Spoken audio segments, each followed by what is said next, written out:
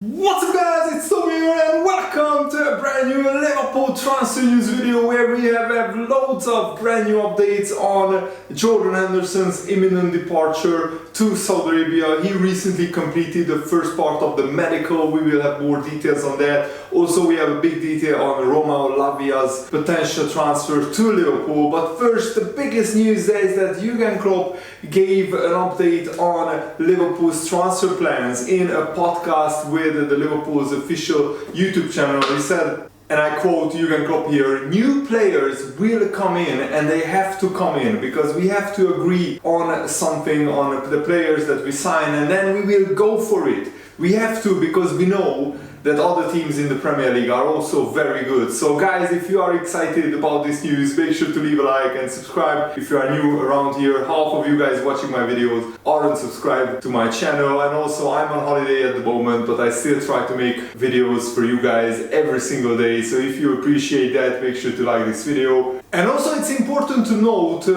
about this Jurgen Klopp quote is that Jurgen Klopp wasn't specifically asked about the transfer market. He spoke out on this issue himself. He sounded determined to make sure that we get the signings in before the Chelsea game, and I said before, I think in yesterday's video as well I mentioned it, that it's important that Liverpool get almost all of their signings done before the Premier League kicks off on August the 13th. Chelsea against Liverpool is the first fixture, and also Chelsea recently won in a thrilling 4-3 friendly victory game against Brighton. And Chelsea will be a new and exciting team, but maybe it's better to play them in the first game of the Premier League season when they are still trying to bring players in, when they are still not settled. Of course, Liverpool aren't settled yet. We also will have pretty much a brand new midfield going into the new season. If we sign a brilliant defensive midfielder, then we could have McAllister, Szoboszlai and the new defensive midfielder as our starting midfield in the first game. And I think what Liverpool are doing in the transfer window is not traditional. This is not how we go about our business, because nobody really predicted at the start of pre-season even that both Fabinho and Henderson will leave the club. I mean, even Fabinho, I recently read his interview again when he was saying that he's excited for the new season. He got a good break during the holidays and now he's ready to challenge for trophies and titles again. Jordan Henderson also worked so tirelessly on his fitness. I don't think both players anticipated going to Saudi Arabia or even like leaving Liverpool this summer, but this completely overthrows Liverpool's plans, and this situation goes everything against what usually Liverpool do in the transfer market, because we usually scout players for years and we usually go very meticulously about our business, but now we are in a hurry. Basically, we have to identify and sign players in a matter of weeks rather than months or years, because both our starting midfielders, Fabinho and Henderson, are leaving. And this is going to be interesting, and I think the next couple of weeks or the next 3 weeks could be make or break for Liverpool, not just in terms of this summer transfer, but the whole season could hinge on what kind of players Liverpool bring in, because the defensive midfield is so crucial, so pivotal. And I think the defensive midfielder we sign is going to be helped with Trent slotting in at next to him in this holding midfield role, deep lying playmaker role, and Konate, Van Dijk and Robertson will play the three at the back formation. Of course, it's good that Liverpool are getting quite a lot of money for Fabinho, who had his worst season and he's in decline. Henderson is even more of a decline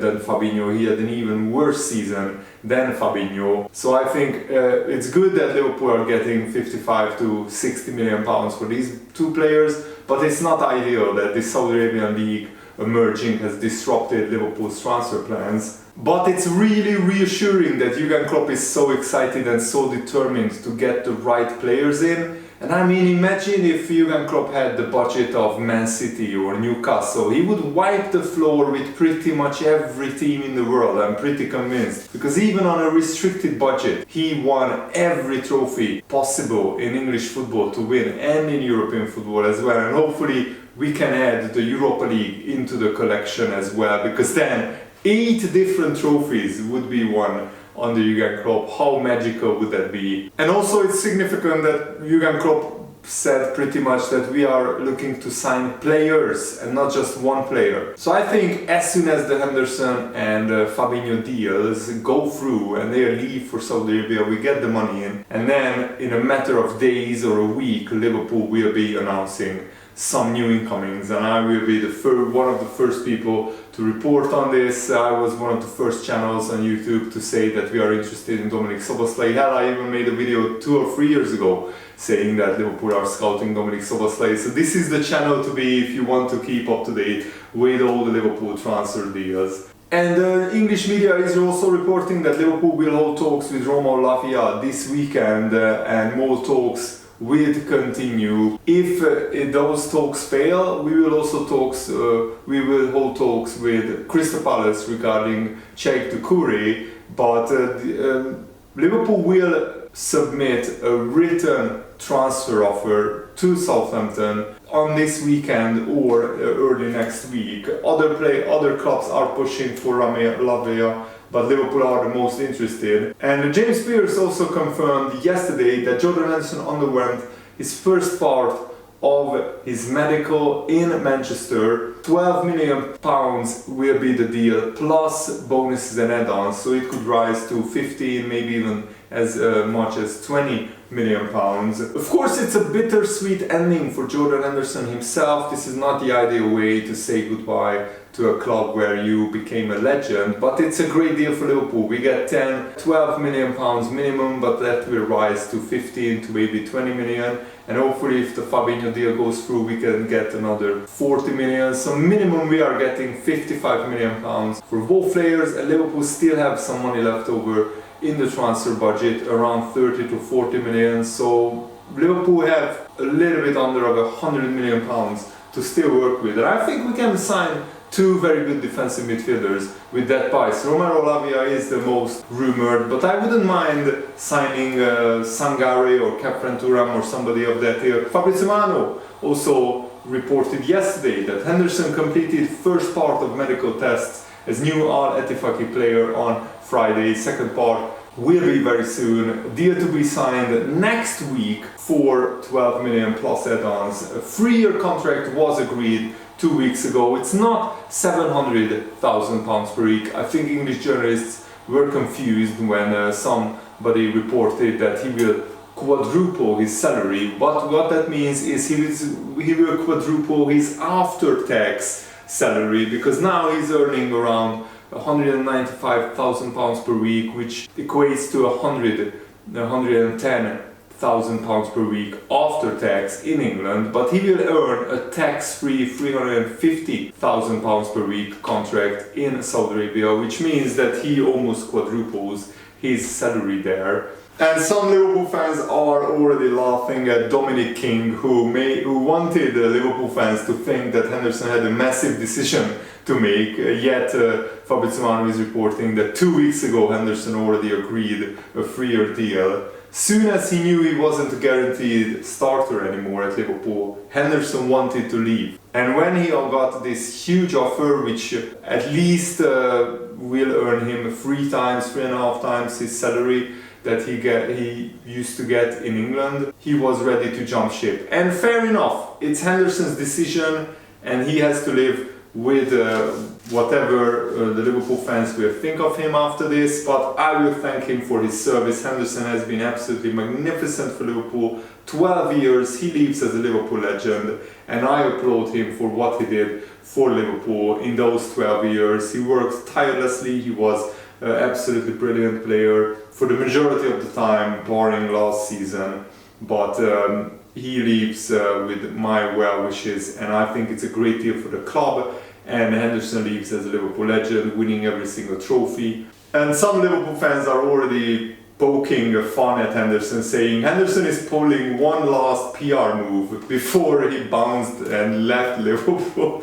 That's hilarious. You have to understand, Dominic King wrote Henderson's autobiography or Henderson's book. So Dominic King is basically the mouthpiece of the Henderson camp. So he will say whatever the Henderson camp wants to be put out into the English media. So you have to be careful when you read particular different journalists and what they are saying. Who is feeding them these information? What is their hidden agenda? You always have to think about these things as well when you interpret all of these stories. From a Liverpool perspective, it's brilliant to clear the deadwood. Oxlade-Chamberlain, Naby Keita, they were always injury prone. James Milner, bit part player. Jordan Henderson, Fabinho had disastrous, awful seasons, and pretty much their legs have gone and they have been in decline. Physically, they can't keep up with the demands of the Premier League anymore, it seems. So this is the perfect time to actually sell them and get rid of them. It would have been more ideal if we got money for Oxlade-Chamberlain, Naby Keita, and maybe sold them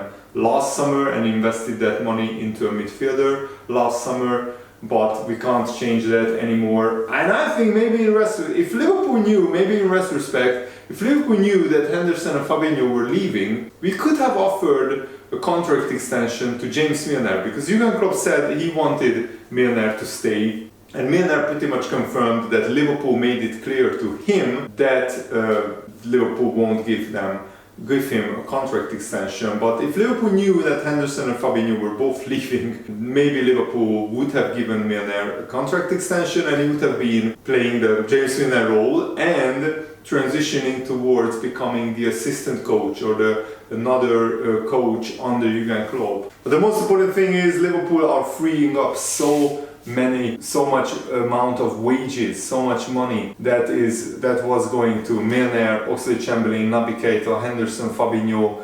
Liverpool are freeing up more than £1 million per week wages, which is a lot of money, and I think that Liverpool can reinvest that into young, hungry, energetic, dynamic, really muscular, physical midfielders. I think we have to sign a defensive midfielder like Lavia, and who is an out-and-out defensive midfielder, and maybe another box-to-box midfielder like Kephren Thuram. Manu Kone would be brilliant from the Bundesliga. Ibrahim Sangare would be brilliant from PSV. He's 25 years old. Manu Kone, Kephren Thuram, 22 years old. So they are a little bit more experienced than Lavia. But at the moment, the iron is the hottest around the Lavia deal. And people who have watched Lavia a lot they are saying that Lavia has a little bit of a better technique and he's more skilled with the ball. But Fabinho has a substantially better ball retention rank. But you have to understand, Fabinho is already a complete world-class midfielder. At least he used to be world-class until last season. Lavia is an up-and-coming talent, but Lavia is better in ground duels already, with some distance. Last season certainly was not Fabinho's best season, and at times he was a shell of his former self, but it's still an indication of how skilled of a ground duel player Lavia is on the ground, because he's winning a lot of ground duels, which is pretty brilliant. Fabinho ranks much better in disrupting moves, intercepting moving balls. Where Lavia holds an edge towards Fabinho is dribbling, shooting and passing towards the goal, indicating a more progressing style of play, which is very interesting because Lavia is a good defensive midfielder, but it looks like he progresses the ball much better than Fabinho. Fabinho of course ranks quite a bit better than Lavia in link-up play, but that could be the numbers being misrepresentative, as Liverpool holds a much higher amount of possession than Southampton did last season. Southampton got relegated and Liverpool were of course dominant in most of their games. That's a perspective that needs to be kept in mind throughout this analysis. So Fabinho is a midfielder who stylistically focuses more on winning the ball. He passes it on to someone to progress it. Lavia is a midfielder who likes to win the ball and progress the ball and get it up the pitch, mostly through dribbles and carries. Lavia's defensive numbers are good, but of course it's not near Fabinho's. But you have to also understand that Lavia is a young up-and-coming player and Fabinho is already the finished article and he's declining a little bit. Also, bad news, Dominik Szoboszlai got an ankle injury, but it's a minor one, it's a small injury. He will miss the next preseason game against Greuther Fürth, but he will probably be ready for the game after that, which will be the Greuther Fürth game is tomorrow at noon English time, and the next game will be against I think Bayern Munich on, or is it Leicester or Bayern, one or the other. It's in Thailand, I think, those preseason games, and Szoboszlai got injured in training. It's nothing serious, but he has to miss one game, and this happens in preseason. Sometimes players pick up knocks when they are having 3 training sessions per day. It's an absolutely brutal regime of training sessions, but you have to do this if you want to get prepared for the new season. And Fabrizio Romano is also reporting that Saudi side Al Ettifaq, who is in the process of signing Henderson, they approached Moussa Dembele, the former Lyon striker, who is available as a free agent, and they want to, of course, complete the Henderson deal, and after that they will try to sign Moussa Dembele, the Lyon striker. So all the Saudi Arabian sides are trying to build a very good team. Al Nassr just signed Man United backup left back Alex Telles, who was unknown, I think, at Sevilla last season. And also Fabrizio Romano is reporting that Levi Colwill, the former Liverpool target, pretty much will be confirmed to stay at Chelsea, because Fofana, who is still the most expensive centre-back in Premier League history, Chelsea got him for 80 million. He hardly plays because he's injured so many times. He got a serious injury. He might not play until October or November. So Colwill will probably be a starting centre-back for Chelsea, and Fabrizio Romano is saying that he's not for sale and he's set to stay at Chelsea as expected. Pochettino said, "We don't need to make a statement. Colwill is our player and he's going to continue with us. I'm so happy with Levi. He can become one of the greatest centre-backs in England."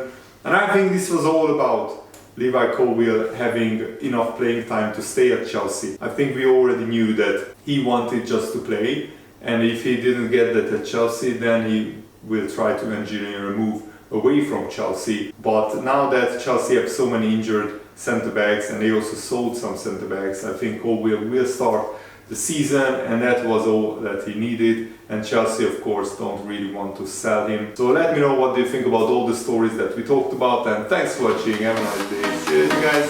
Good day.